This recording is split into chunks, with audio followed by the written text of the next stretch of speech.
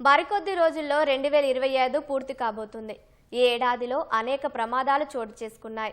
ప్రకృతి వైపరీత్యాల నుంచి మానవ తప్పిదాల వరకు, ఉగ్రదాడుల నుంచి విమాన ప్రమాదాల వరకు అనేక దారుణాలు జరిగాయి.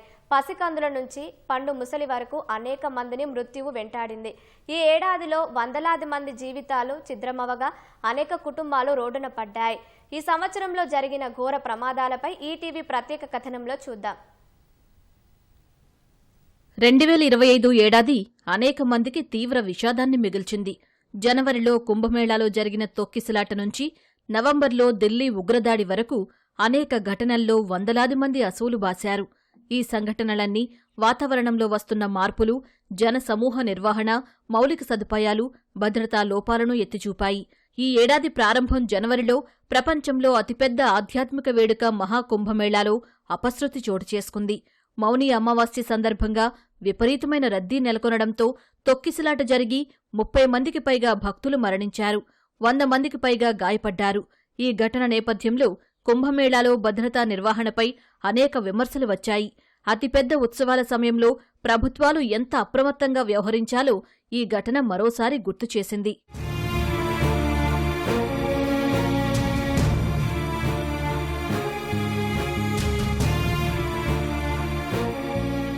ఏప్రిల్ 22న జమ్మూ కాశ్మీర్లోని పహల్గాంలో పర్యాటకులపై ఉగ్రదాడులు జరిపిన దాడితో దేశం ఒక్కసారి ఉలిక్కిపడింది.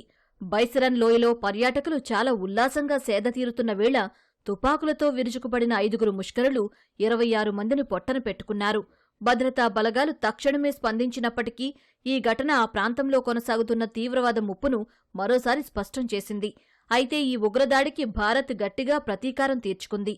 మే 7న పాకిస్తాన్లోని ఉగ్రస్థావరాలే లక్ష్యంగా ఆపరేషన్ సింధూర్ పేరుతో మెరుపు దాడులు చేసింది. దీంతో కంగుతిన్న పాక్ నియంత్రణ రేఖ వెంబడి దాడులు చేసినా భారత్ బలగాలు వాటిని సమర్థవంతంగా తిప్పికొట్టాయి. భారత్ బలగాల దెబ్బకు నిలువలేకపోయిన పాక్ కేవలం 5 రోజులకే కాళ్లబేరానికి వచ్చింది.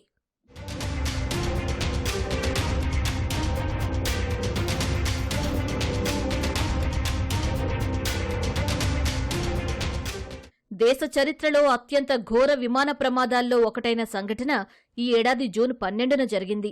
అహ్మదాబాద్ నుంచి లండన్కు బయలుదేరిన ఎయిర్ ఇండియా విమానం కొన్ని సెకన్లకే కుప్పకూలిపోయింది. మొత్తం 242 మంది ప్రయాణికులతో వెళుతున్న విమానంలో సాంకేతిక సమస్య తలెత్తడంతో ఓ భవనంపై కూలిపోయింది. ఈ ఘోర ప్రమాదంలో దాదాపు 260 మంది వరకు ప్రాణాలు కోల్పోయారు. ఈ ఏడాదిలో అనేక రాష్ట్రాల్లో క్లౌడ్ బరస్ట్ జరిగి అనేక ప్రాంతాలను భారీ వర్షాలు, వరదలు ముంచెత్తాయి. ఉత్తరాఖండ్, జమ్మూ కాశ్మీర్, హిమాచల్ ప్రదేశ్లలో సంభవించిన వరదల్లో పదుల సంఖ్యలో పౌరులు చనిపోయారు. వందల సంఖ్యలో ఇళ్లు ధ్వంసమవగా భారీగా మౌలిక సదుపాయాలు దెబ్బతిన్నాయి. వేల కోట్ల రూపాయల నష్టాన్ని మిగిల్చాయి. పంజాబ్లోనూ భారీ వర్షాల కారణంగా వరదలు సంభవించడంతో వేల ఎకరాలు నీట మునిగాయి. వేలాది మంది నిరాశ్రయులయ్యారు.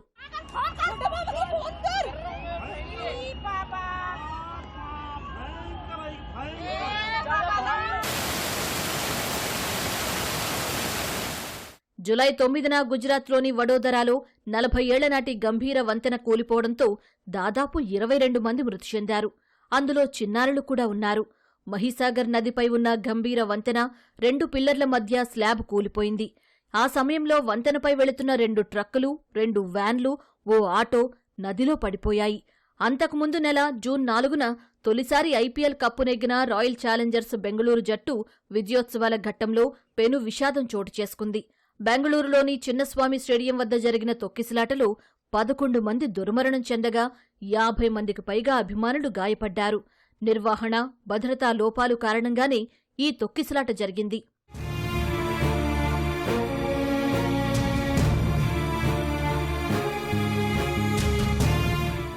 జూన్ 30న తెలంగాణలోని సంగారెడ్డి జిల్లా పాసమైలారం సిగాచి రసాయన పరిశ్రమలో పేలుడు జరిగి 40 మందికి పైగా కార్మికులు దుర్మరణం చెందారు.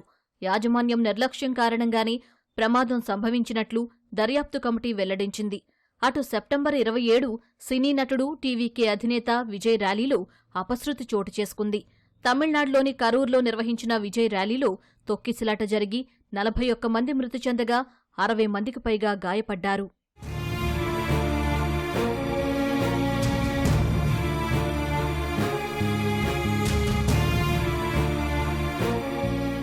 నవంబర్ 10న ఢిల్లీలోని ఎర్రకోట సమీపంలో ఉగ్రదాడి జరిగింది.